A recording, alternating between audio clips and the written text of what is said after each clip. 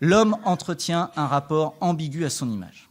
Apeuré par elle, par exemple, comme l'étaient les Amérindiens qui, selon la légende, craignaient qu'une photographie ne vole leur âme, fasciné par elle, au point de se photographier sans cesse, nous le faisons tous, au point de cesser de se photographier, et même, c'est une nouvelle mode que je ne connaissais pas, de se photographier en train de se photographier.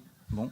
Au point aussi que la photographie n'est pas simplement une conséquence contingente, mais parfois même la finalité recherchée. Alors, moi, je le connais d'expérience. Bon, je parle d'une anecdote de ma vie parce que c'est passionnant. J'aime bien faire des châteaux de sable. Ouais. Et en fait, je pense que je ferai des châteaux de sable, même si on ne les photographiait pas, mais on fait quand même avec mes enfants surtout des châteaux de sable parce qu'après, on fait un selfie château de sable. Ça motive. J'imagine, il y en a, c'est pareil avec la fellation. Je sais pas. Ça doit être un truc comme ça. Ça doit être ça. Hein, voilà. Alors, le problème, c'est que ça contraint le sujet à se dédoubler, sans totalement l'assumer. Il ne se filmerait pas et on ne le regarderait pas si ce n'était pas bel et bien lui. Mais dans le même temps, de manière un petit peu schizophrénique, il dit que ce n'est pas vraiment lui, c'est seulement son image qui est représentée.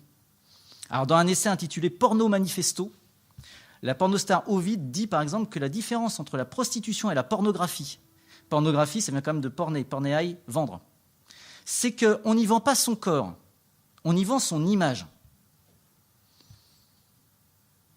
Ouais. Alors bon, la dignité morale est sauve, le moi intime de la personne est préservé, puisque dans la pornographie, on n'a pas fait affaire à la vente de son corps, mais à la vente de son image. Alors, soit on a affaire à des stars du porno très stoïciennes, ils disent « Non, ce n'est pas moi, c'est seulement mon corps ». Bon, soit il y a de la mauvaise foi quand même. Au sens sartrien, là, on peut commencer par une mauvaise foi. La sextape possède en outre un statut esthétiquement intéressant, parce qu'elle n'est ni pornographique ni érotique. Si on voulait se faire l'avocat du diable, on pourrait même dire qu'elle n'est peut-être pas le plus mauvais premier contact numérique avec le sexe. Pourquoi ? Parce qu'elle est moins mensongère. Le X, c'est beaucoup trop violent et mécanique. C'est même ridicule. L'érotisme, c'est trop poétique, trop esthétisé. On peut penser à un Emmanuel. Bon, c'est pas comme ça en vrai. Qu'est-ce qui se passait d'ailleurs avant l'invention du cinéma, de la télévision et d'Internet ? Alors, soit on restait totalement ignorant des choses de l'amour, ce qui, à mon avis, ne devait pas en simplifier la découverte réelle. Soit on apprenait comment ça se passait en découvrant les parents dans le lit, la bonne dans le fumoir ou la cousine dans la grange, un truc comme ça. C'est la même chose pour la sextape. On n'est ni dans l'érotisme, ni dans la pornographie. On voit des scènes qui pourraient exister en vrai.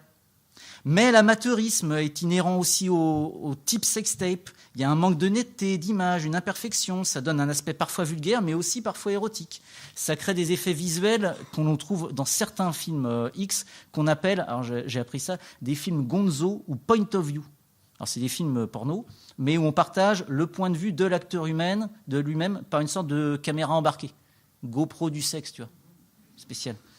Bon, c'est un peu la même chose. De plus, le fait que les protagonistes ne soient pas des professionnels distingue le X de la sextape. Ça, c'est un point intéressant parce qu'elles sont à rechercher, par exemple, dans les sites pour adultes, dans l'onglet amateur. On aurait pu choisir aussi bénévole. Bon. Alors, il y en a quelques-uns qui sont rémunérés, mais c'est rare. D'où la particularité de la sextape. On ne peut pas trouver une sextape d'une personne dont on pourrait ensuite trouver de très nombreuses autres sextapes, par exemple, dans lesquelles elle satisferait un fantasme qu'on voudrait la voir accomplir. C'est souvent anonyme et c'est souvent unique. Alors c'est frustrant, mais c'est précisément ce qui en fait le sel, parce que ça donne l'impression que l'on est réellement entré dans l'intimité même d'un couple. Et puis, ce n'est pas de la prostitution artistique, c'est des personnes qui font l'amour, en général librement. C'est moins immoral que le X, ça nous donne meilleure conscience. On est certes des petits chenapans, mais on n'est pas des méchantes personnes. On ne fait que regarder des adultes consentants, en train de faire l'amour, et heureux de le montrer. Bon, sauf dans le cas des revenge porn et de l'affaire Valbuena. La sextape n'est pas simplement notre image. Elle est à notre image. Narcissique, idolâtre, voyeuriste, perverse, transgressive, schizoïde, mimétique et paradoxale. Mais elle possède aussi un rapport important au temps. Et comme on le sait, le temps, c'est l'essence sans doute intime de toute chose, ce qui en fait quelque chose de métaphysiquement ou d'existentiellement intéressant. On a déjà suggéré le lien entre mort et érotisme, mais on peut dire aussi que la sextape nous permet de garder un souvenir intime de l'instant amoureux. Elle nous permet peut-être par là de lutter contre le temps qui passe, un peu à la manière des photos-souvenirs que l'on garde pour soi seul. Elle tente de neutraliser le caractère inexorablement éphémère de l'existence et du vieillissement de la chair, ou ce qui est lié de saisir ce moment d'abandon, d'absence à soi, le sien ou celui de l'autre d'ailleurs, l'orgasme, moment d'absence intime, abandon fascinant ou effrayant. parfois mystique, qui a souvent été comparée par les poètes et les philosophes à une petite mort, puisqu'à cet instant précis, comme pour la mort, nous sommes dépossédés de nous-mêmes.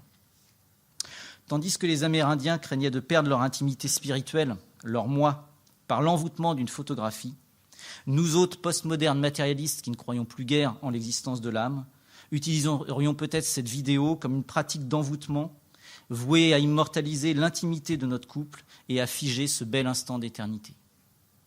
Ce serait une interprétation magique et nostalgique qui ne serait pas finalement dénuée d'un certain romantisme.